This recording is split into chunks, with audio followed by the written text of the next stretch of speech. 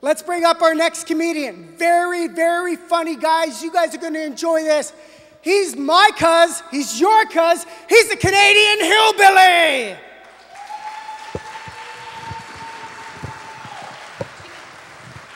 Take the mic.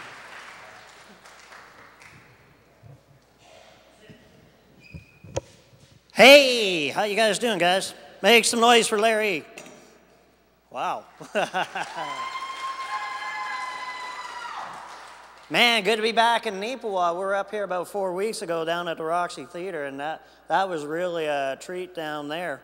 Man, I got to tell you a little bit about myself. My last name is Roy, and that is right, my daddy is French. We just did some research there on my mama, and we found out my mama was actually Native. When I found out my daddy was French and my mama was Native, that left me a little bit confused because I didn't know if I was supposed to separate or ask for my land back.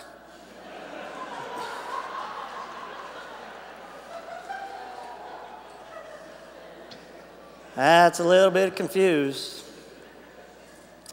You probably notice I got a little bit of twang in my voice. I got a little bit of a southern accent, and I got to tell you this story. 2 years ago, I flew down to Toronto. I auditioned for a TV show called Last Comic Standing.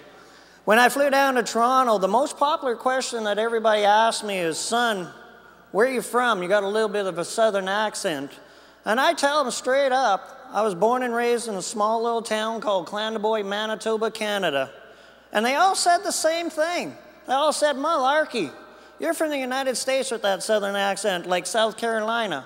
They said, "If you're born in Canada, how'd you get that southern accent?" Well, I look them right in the eye and I say, "Look, the only reason I could figure out how I got the southern accent is because I was born in the south end of the house."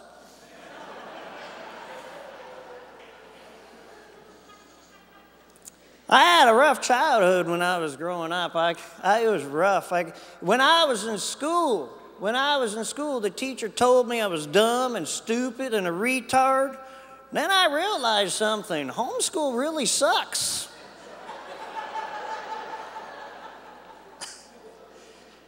Oh, you ever had your parents help you out with your homework? No? I remember one time when I was in grade 4, I went up to my dad and I said, "Dad, I got a math problem question. Can you help me?" And he said, "Yeah, sure, son. Lay it on me." And I got to tell you something about my dad, all right? My dad had his own ways about thinking about things. He had his own little world. So I told my dad my math problem. I said, "Dad, what's 6 subtract 6? He said, "Well, let's put it this way, son. If Dad had a 6-pack of beer and he drank 6 beers, what would be left over?" I looked at my dad and I said, "Well, that's simple, Dad. 5-star, right?" He said, "Wrong, son, but I like how you think." You remember the good old 5-star? Oh, man, that was a good old time. That was a Saturday night. I remember many times my dad be sitting by the table with the 5-star with his brothers and sisters and telling good old stories. But you know, there was one special time, and it happened every weekend. Your dad would get down to the last shot of 5-star, and he'd call you over from the living room, and he'd say, "Son, come here. I got a present for you." It was no different than the last present from last weekend. You'd stand there in the kitchen all excited, and your dad would grab that 5-star bottle and pull out his pocket knife, and he'd grab that 5-star off the side of the bottle and pry it off slowly, and he would take it and he'd say, "Here, son." He would slap it right on your chest and say, "Here, son, tonight you could be the sheriff." But some nights you'd be the sheriff, and some nights you'd be coming out being a 4-star general. It's crazy. But you know, when you collected 4 or 5 of those 5-stars, there was only one thing you had in mind. One thing. As soon as you got outside, you turned into a hillbilly ninja. Did you know if you threw a star at the neighbor's cat, you could make him jump about this high? Those are good old times. You remember when they used to run out of the 5-star? You know what the backup plan was? The good old silk tassel. You remember the silk tassel? Oh, man. Yeah, I noticed you drink enough of that silk tassel, everybody turned into a Shriner. I noticed something about kids growing up these days. They're totally different when I was growing up. The other day I took my son and my daughter to Walmart shopping. They wanted me to get them backpacks. Just not normal backpacks, but fancy ones, eh? Something for their iPod and their laptop computer. You know, Dora and Diego backpacks. I told them when I was growing up, we never had fancy backpacks like that. All we had was a Crown Royal bag. We looked good with that purple velvet, didn't we? Many times going to school, having a good old time. Oh, man. I got to tell you, you know, I was coming up here today and I had a little bit of problem with my vehicle. It's heartbreaking. I got 10 minutes away from home. I was driving my pickup truck and I blew the motor up in my pickup truck and left me stranded on the side of the road. Had to stick out the magic thumb, hitchhike a ride back to the farm, grab my second vehicle. I made it there. Well, I made it down here. It took me 10.5 hours to get here. And there's one thing that's really pissing me off about Neepawa, and you guys back me up on this. Parking sucks. You know how many parking spots you got to find to parallel park a combine? Oh, it's crazy. Crazy. The most exciting thing on the trip that we had, I was coming through Gladstone here, and we seen a sign just on the outside of Gladstone. They had, I couldn't believe this, they had a picture of a caution sign with a horse and a buggy on it. It said the next 5 kilometers. And I said, you gotta be kidding me. So we're driving, and I think I'm doing like 12 miles an hour in my combine, and I come up to this black thing on the side of the road, and I thought I was drinking the 5-star again. And I look, and I was so excited I was gonna pass somebody. I was catching him, and I hit the horn and went, beep, beep. He flipped me the bird. It was an Amish person. I couldn't believe it. It was weird.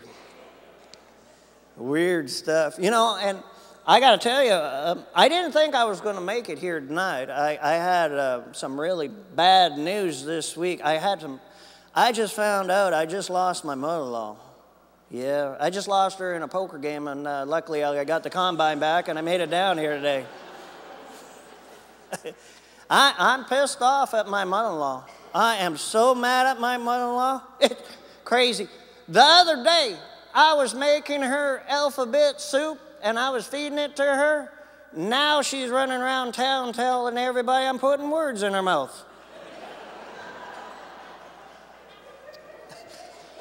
That's stupid. I was madder than a homeless person finding a wall-mount TV. Oh, man, my mother-in-law. You ever have one of those mother-in-laws?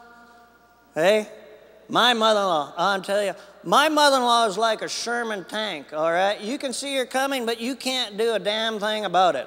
I'm telling you.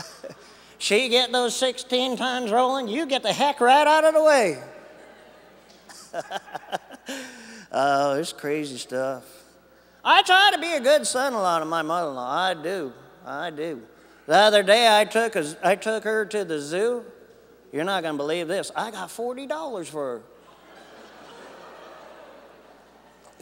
her. We got a computer at home, and I've been reading a lot on the computer and doing a lot on the computer. And I was checking out New Year's Eve. Did you know, like, different cultures have different ways of celebrating New Year's Eve? This is a true story. Do you know what they do in Germany? This is weird. In Germany, they do this for good luck. This is what they do. They take all the single women, all right, and they make a circle and they hold hands. And this is a weird part. They take the guy takes a goose, and he blindfolds the goose and puts the goose in the center of the circle. And the very first woman that this goose touches, it means the woman's going to get married in the New Year's. It means it's going to be good luck, right?